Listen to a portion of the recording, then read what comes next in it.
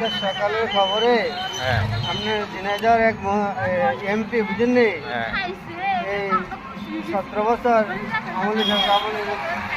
করছে এ মনে করেন জানি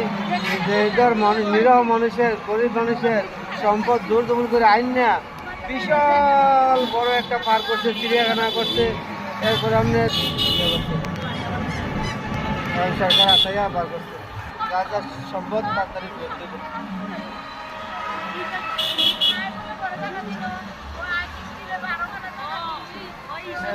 কুমিল্লা পার্ক